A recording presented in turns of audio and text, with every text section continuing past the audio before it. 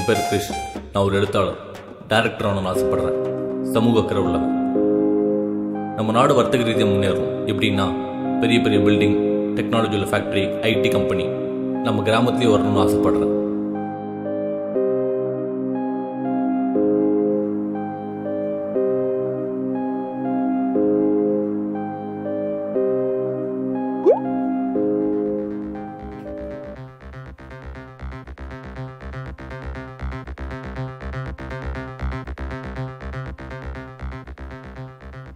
வணக்கம். தமிழ்நாட்டில் ஒரு வித்தியாசமான ஒரு கிராமம். இங்கே செல்போன் யூஸ் பண்ணுறதுக்கும், ஃபேக்டரி கட்டுறதுக்கும், அடுக்குமாடி கட்டடம் கட்டுறதுக்கும், இப்படி மனுஷன் கண்டுபிடிச்ச பல பொருட்களுக்கு இந்த கிராமத்தில் தடை விதிச்சிருக்காங்க. தமிழ்ச்செல்வன் சொல்லிட்டு இங்கே விவசாயம் படித்த மாணவர் ஒருத்தர் இருக்காரு. இந்த கிராமத்தில் இருக்க தடையெல்லாம் எதிர்த்து பல வழக்குகள் தொடுத்திருக்காங்க. அதை பற்றி இந்த வீடியோவில் சொல்லியிருக்கேன். நிறையா ஷேர் பண்ணுங்க.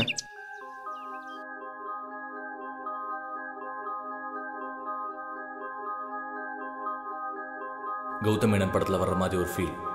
இப்போ அந்த கிராமத்துக்கு போய் தமிழ்ச்செல்வனை பார்த்து மூஞ்சில் அடிக்கிற மாதிரி கேட்டா எப்படி இருக்கும்?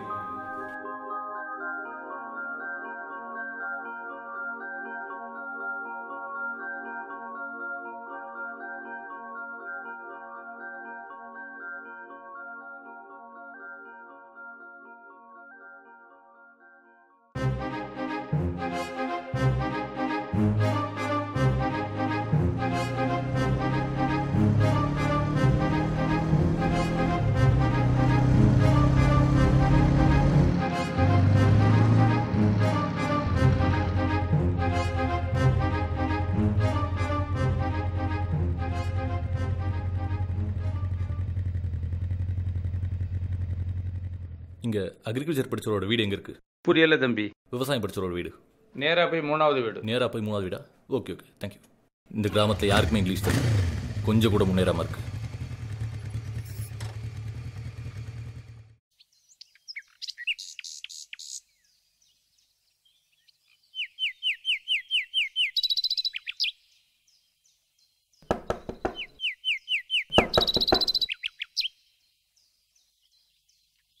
தமிழ்ச்செல்வன் நீங்களா? ஆமாம். உங்ககிட்ட கொஞ்சம் பேசணும். பேசலாமா? ஒரு நிமிஷம் இருங்க, வரேன்.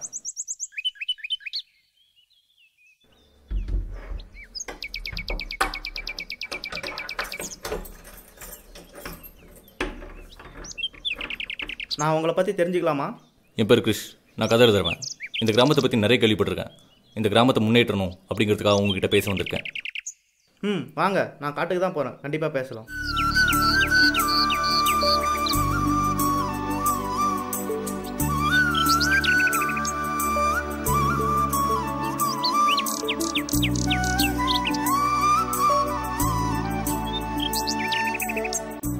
Wow, what a beautiful place. சிட்டியோட கிராமம் ரொம்பவே அழகாக இருக்குது. அங்கே உட்காந்து பேசலாமா?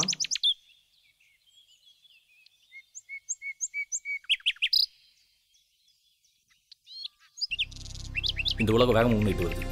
ஆனால் இந்த கிராமத்தை மட்டும் எல்லாத்துக்கும் தடனா நம்ம நாடு எப்படி முன்னேறும்? என்னது, உலகம் வேகமாக வளர்ந்துட்டு வருதா?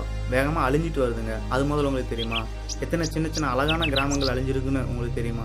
அதுக்கு உங்கள் வீட்டில் சுவையான உணவு கிடைக்குதா? சுத்தமான தண்ணி கிடைக்குதா? ஏன் சுவாசிக்கிற காற்று கூட சுத்தமாக இருக்கா? நீங்கள் எழுத்தாளர் தானே? இந்த கேள்வி போய் மக்கள்கிட்ட கேளுங்க. முந்தைய காலத்தில் விவசாயம் வியாபாரமாகிடுச்சு, இந்த காலத்தில் குடிக்கிற தண்ணி வியாபாரமாகிடுச்சு. அடுத்தது என்ன சார்? தமிழ்ச்செல்வன் சொல்கிறத வச்சு பார்த்தா அடுத்த நாட்டில் வியாபாரமாக போகிறது சுத்தமான காற்று. நான் ஆல்ரெடி ஒரு ஆர்டிக்கலை படிச்சிருக்கேன். சைனாவில் சுத்தமான காற்றை வியாபாரம் பண்ணிட்டு இருக்காங்களாம். இயற்கை வளங்கள் அழிந்து விட்டால் மனித உயிர்களும் அழிந்துவிடும். இயற்கை வளங்களை காப்போம்.